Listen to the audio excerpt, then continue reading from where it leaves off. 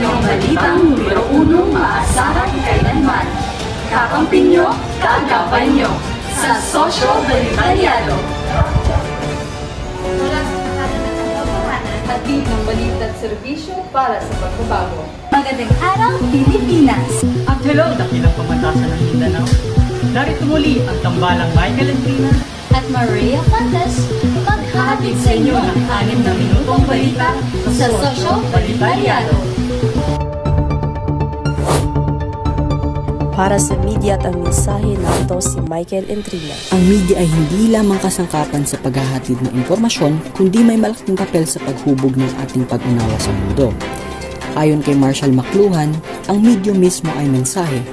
Ibig sabihin, ang uri ng teknolohiya o media na ginagamit natin ay may direktang epekto sa ating mga ugnayan, gawi at pananaw sa buhay. Binabago nito ang dinamika ng pamilya, antas ng pisikal sa aktibidad, at maging ang paraan ng ating pagproseso ng balita.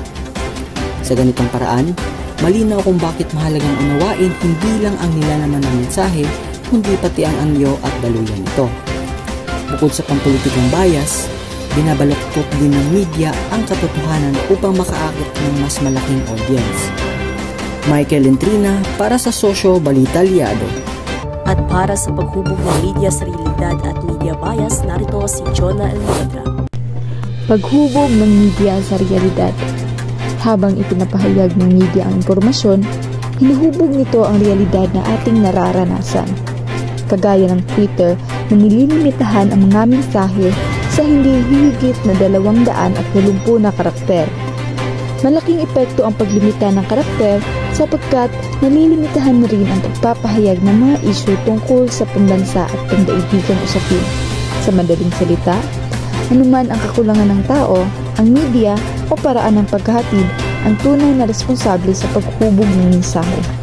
Sa kabilang dako naman sa media bias, sa mundo natin ngayon na puno ng iba't ibang politikang pananaw, karaniwang pinipili ang mga medyang nagbibigay ng nilalaman at pananaw na tumutugma sa mga paniniwala ng mga humuhubog nito. Jonah Eliodra para sa Social Balitaliado. At para naman sa media literacy, narito si Maria Fuentes. Ang media literacy ay nagsisimula sa kakayahang ma-access ang mass media at social media. Kasama rin sa media literacy ang pagtatanong kung sino ang nakikinabang sa anumang claim na ginagawa, sino ang natatalo, sino ang nagmamalasakit at bakit. Sa wakas, ang media literacy ay nangangailangan ng kamalayan at komunikasyon sa media mismo ang humuhubog sa impormasyong ipinapadala. Ang pagpapataas ng media literacy ay mahalaga kung tayo nakikibahagi sa print, radio, television, pelikula o internet. Ang paghahambing ng natutunan natin mula sa iba't ibang mapagkukunan ay maaaring alertuhan tayo sa pagkakaroon ng bias. Maria Fantas para sa Social Balitaliado. At para sa agwat sa digital na access, narito si Ariana Felix. Ang konsepto ng agwat sa digital na access ay tumutukoy sa hindi pagkakapantay-pantay na access ng internet sa iba't ibang kategorya ng mga tao sa buong mundo o sa isang nasyon. Ano nga ba ang pagkakaiba sa access ng internet na makikita natin sa Estados Unidos?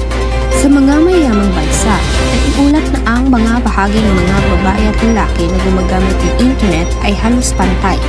Kung pagbabatayan ang lahi, ang mga puti na may 87% ay bahagyang mas lamang kaysa sa mga Afrikano-Amerikano na may 80% na may koneksyon sa internet. Gayunpaman, halos lahat ng pagkakaiba nito ay nagpapakita ng level ng ekonomiya at edukasyon. Kung ikukumpara lamang ang mga mayayaman at may kolehiyong edukasyon ng kalalakihan at kababaihan, ang pagkakaiba ng lahi ay nawawala, kung saan ang mga Afrikano-Amerikano na may 78% at mga puti na may 78% ay may pagkakataong pantay ang koneksyon sa internet. Sa mga taong may high school diploma na kadalasan ay matanda, ang mga puti na may 74% ay mas lamang kaysa sa mga itim na may 63% na magkaroon ng access sa internet. Ito si Ariana Felix para sa Social Balitaliado. At inyo lamang napakinggan ang mga isyu at kontrobersiya na kinasasangkutan ng media. Muli ito ang Social Balitalyado na nagsasabing, Balitang tapat, balitang sapat. Lahat ilalahad sa inyo'y nararapat.